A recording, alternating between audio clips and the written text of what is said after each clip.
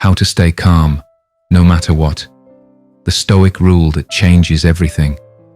Imagine this.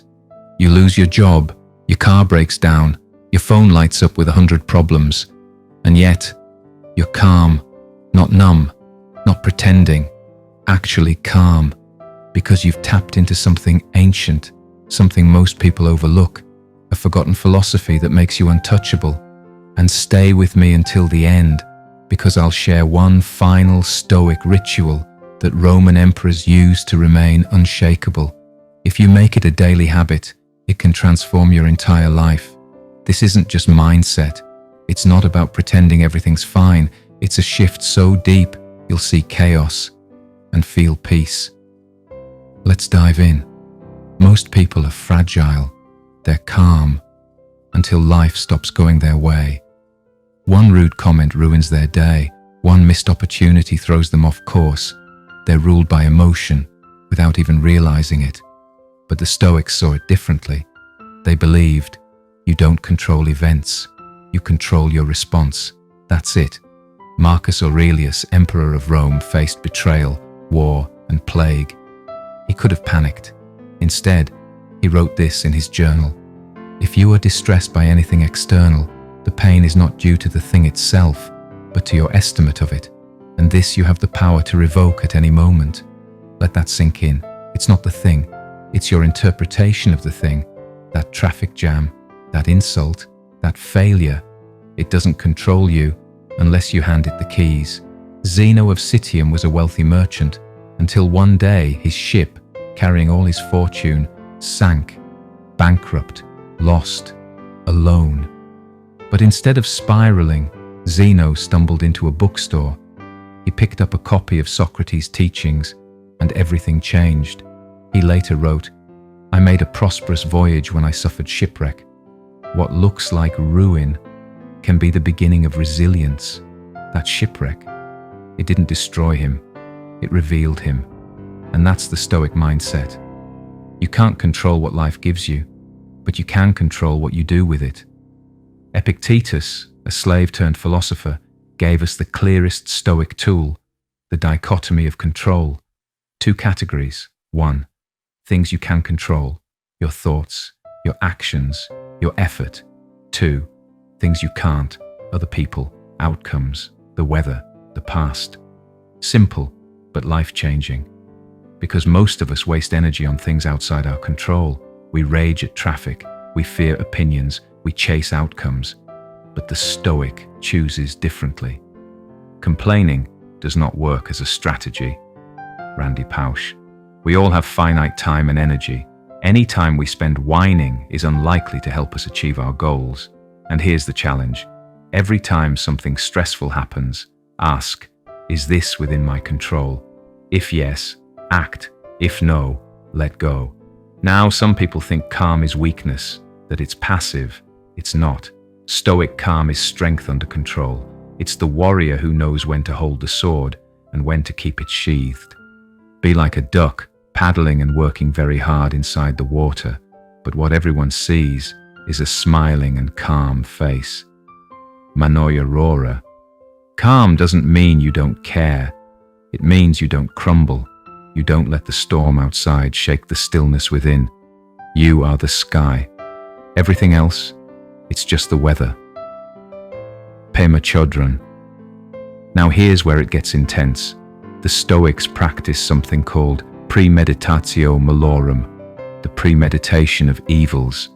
Each morning, they imagined what could go wrong, not to stress about it, but to train for it.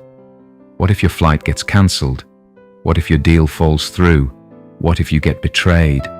By facing it first in your mind, you're not shocked when it happens.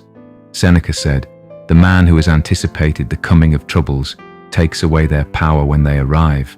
It's not pessimism, it's mental armor. Think of the last time you got angry, really angry. Was it the event? Or your story about the event? Your boss criticizes you. Your mind says, "They don't respect me." And boom, rage. But here's what Epictetus taught. It is not things that disturb us, but our interpretation of their significance. There's a gap between what happens and how you respond. And in that gap is your freedom.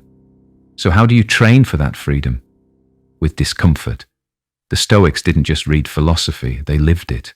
They took cold baths, wore ragged clothes, ate plain meals, slept on the floor, not to suffer, but to build strength. Because when you can endure discomfort by choice, you're less shaken when life forces it on you. We love being mentally strong, but we hate situations that allow us to put our mental strength to good use. Mokokoma mokonowana. Growth comes from friction. From friction comes fire, and fire forges steel. Here's how you apply this today. 1. Start each day with reflection. Ask, what could go wrong today? How will I respond with calm? 2. Practice discomfort. Take a cold shower, delay gratification, push into discipline. 3. Journal at night. Ask, where did I stay calm? Where did I react? What can I learn? 4. Focus only on effort. Detach from the outcome. Master the process. It's not flashy, it's not loud, but it works.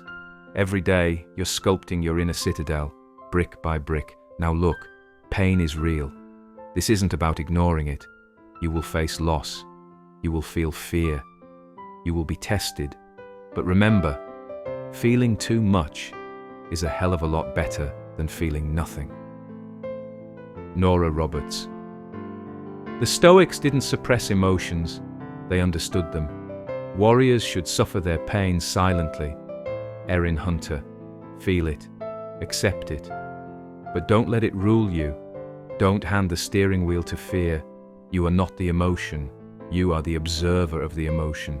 Here's what Stoicism gives you: not invincibility, but resilience. Not a life without pain, but a mind that transcends it. Rushing into action, you fail. Trying to grasp things, you lose them. The master takes action by letting things take their course. He remains as calm at the end as at the beginning. Lao Tzu Tao Te Ching. You won't be shaken by every storm. You'll become the anchor for yourself and others. You'll smile even when life slaps you. Imagine smiling after a slap in the face, then think of doing it 24 hours a day. Marcus Aurelius. That's not weakness, that's invincibility. And now, the final ritual. Every night before sleep, Marcus Aurelius would ask himself, where did I act with wisdom today? Where did I fail to be the person I want to be? This nightly review rewires your brain. It turns each day into training, every mistake into momentum, every reaction into reflection. It's simple, quiet, and it might just change everything. The next time life throws chaos at you, pause, breathe, ask, is this mine to control? If yes, act wisely. If no, let it go. Let others rage, let others panic, let others spiral. You remain the mountain, still, steady, stoic. This isn't just a mindset, it's a way of living, it's freedom, and it starts right now.